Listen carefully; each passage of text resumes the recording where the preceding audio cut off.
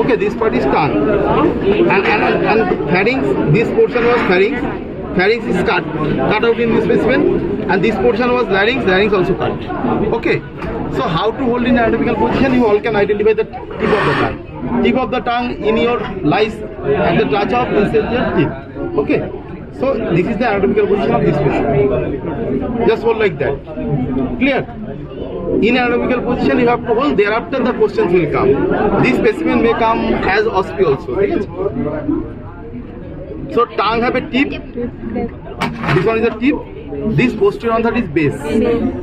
So tip, base, dorsal surface, inferior surface or ventral surface, lateral surface. Okay, okay.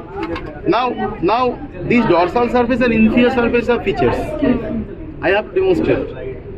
This one is foramen cecum, sulcus terminalis. So this one is sulcus terminalis, posterior one third and anterior two third. Foramen cecum, sulcus terminalis, posterior one third, anterior two third, dorsal surface. This one is a valgus papilla. This one is a valgus papilla. This one is a valgus papilla. Clear? This one has the foliate. These vertical lines. These are the foliate. Okay. These molars are the filiform and these are the fungiforms. These are the fungiforms and these are the filiforms. Clear? So you can identify the papillas. Posterior one third, these are the lingual tonsil.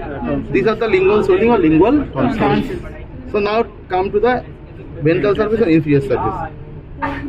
This one is the frenulum. Clear? This one is the frenulum. These two are the plica. These two are the plica. And here lies the deep dorsal fin. Clear? Frenulum, plica, deep dorsal fin. These two swelling is the sublingual swelling, contains the sublingual gland. Okay, here you can identify these two opening. These two opening is the sublingual papilla. These two opening is the sublingual papilla. Here drains the submandibular duct. Okay, what's about the sublingual duct? Sublingual duct drains into the submandibular duct. Thereafter drains in this. Okay, indirectly. And have one or two small opening in the sublingual swelling also. That is sublingual duct. Clear? So inferior surface you can cover up. Clear? So tongue, dorsal surface, foramen cecum, sulcus terminalis, anterior to the posterior one third and inferior surface. Clear?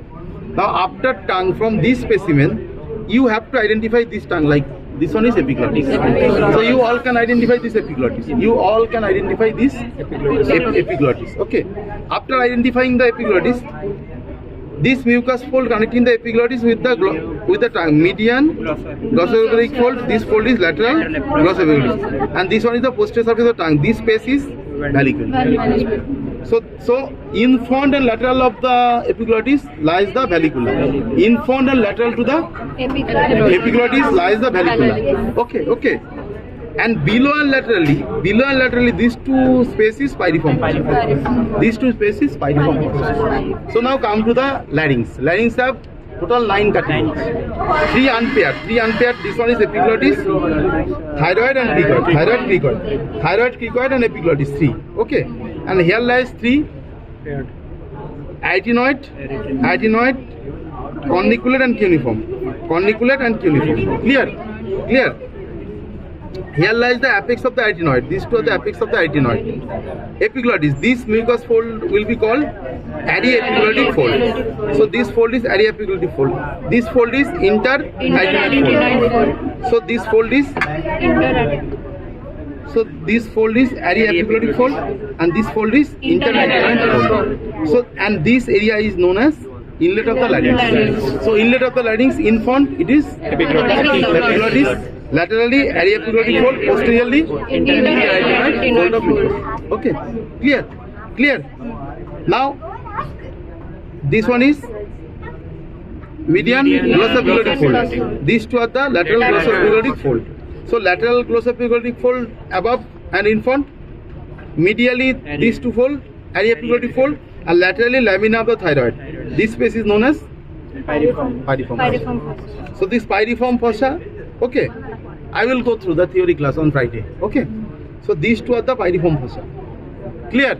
And this one is the inlet of the larynx. Now, interior of the larynx. From above to downward, you will get a single tube, but the name is different. This one is inlet of the larynx. Thereafter, this membrane is quadrate. This membrane is quadrate membrane. Below the quadrate membrane, these two fold is known as vestibular fold. Thereafter, these two fold is known as vocal fold.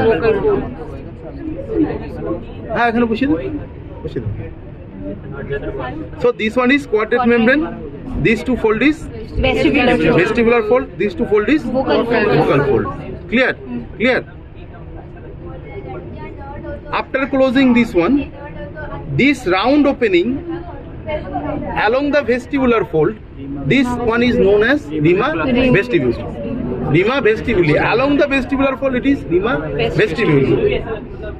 So after closing this one, along the vocal fold, it is rima glottis. So this one is rima glottis. Clear? Clear?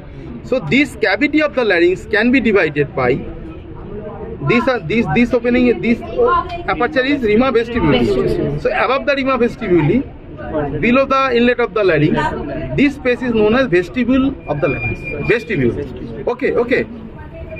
Rima vestibuli and rima, so rima vestibuli and rima glottis. This space is known as sinus of the larynx. And inside this there lies a mucus pouch. This one is known as saccule of the larynx. Clear? Clear? And this part, this one is the glottis. So this part is infraglottic part.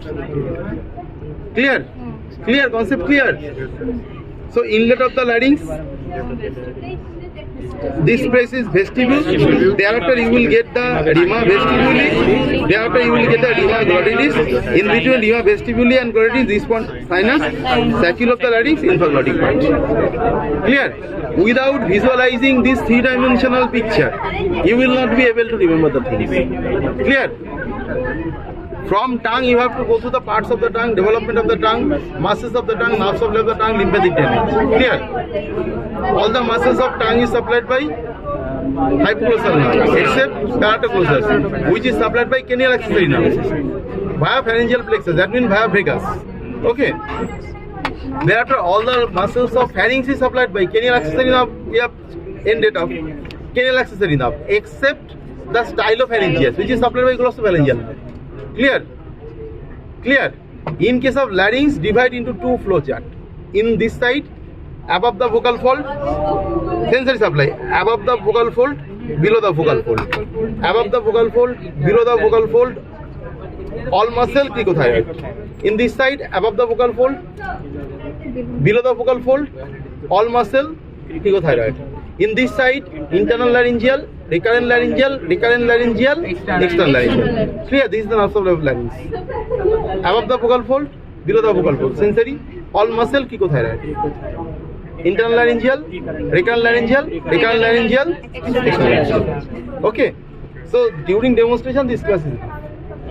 But you have to go through the lots of questions from larynx, pharynx, tongue. These three topics, you will get a long question in all the exams from these three topics. Either from tongue, either from pharynx, or either from larynx. You will get a long question. Clear?